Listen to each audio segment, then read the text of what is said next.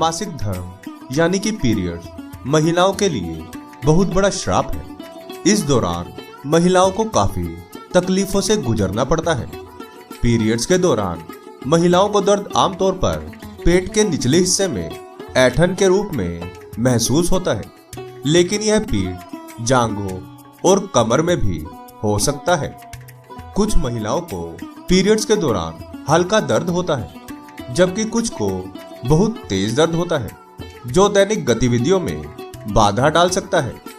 Periods के दौरान महिलाओं को धार्मिक व आध्यात्मिक कार्यों को करने की मनाही है, जिसके कारण आज भी पीरियड्स को लेकर अनेकों महिलाओं के मन में यह प्रश्न उठता है कि आखिर इसके पीछे का कारण क्या है और मासिक धर्म के दौरान हमारे पूजा पाठ करने पर प्रतिबंध क्यों है। आज के समय में पीरियड्स के कई वैज्ञानिक कारण मौजूद हैं, परंतु इन सभी प्रश्नों का जवाब हमें सदियों पुरानी कथा में बताया गया है, जिसे हम आपको इस वीडियो में बताने वाले हैं।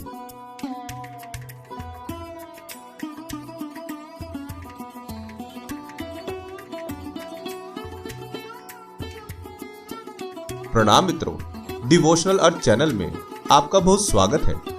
यदि आपने अभी तक हमारे चैनल को सब्सक्राइब नहीं किया तो जल्दी से कर लें और वीडियो को लाइक करना ना भूलें।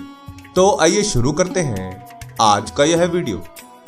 जैसा कि आप सभी जानते हैं कि महिलाओं को प्रत्येक माह पीरियड्स आते हैं, जिसके कारण उन्हें कई समस्याओं का सामना करना पड़ता है।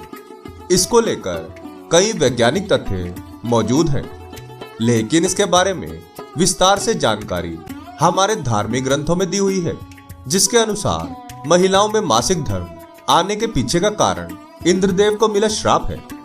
इंद्रदेव की एक गलती के कारण महिलाओं को मासिक धर्म का वरदान मिला। कथा के अनुसार एक बार गुरु बृहस्पति किसी कारणवश इंद्रदेव से क्रोधित हो गए, जिसके कारण उनका मार्गदर्शन करने के लिए कोई शेष नहीं बचा। असुरों ने इसका लाभ उठाया और स्वर्ग पर आक्रमण कर दिया।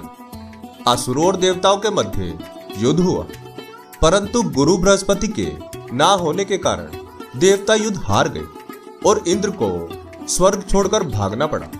इंद्र भागते हुए ब्रह्मा जी के पास पहुंचा और असुरों से विजय का रास्ता पूछा।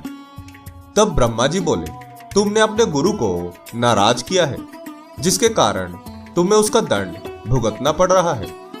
यदि तुम गुरु बृहस्पति को वापस ले आओ तो इसका समाधान हो सकता है। तब इंद्रदेव बोले, मैं उनको वापस कैसे ला सकता हूं, इसका कोई मार्ग बताएं। ब्रह्मा जी ने बताया, यदि तुम किसी ब्रह्म ज्ञानी की सेवा करो तो तुम इस कष्ट से मुक्ति पा सकते हो। जिसके पश्चात इंद्रदेव ने एक ब्रह्म ज्ञानी की सेवा शुरू कर दी, लेकिन इंद्रदेव इस बात से अनजान थे कि उस ब्रह्मज्ञानी की माता एक असुर है।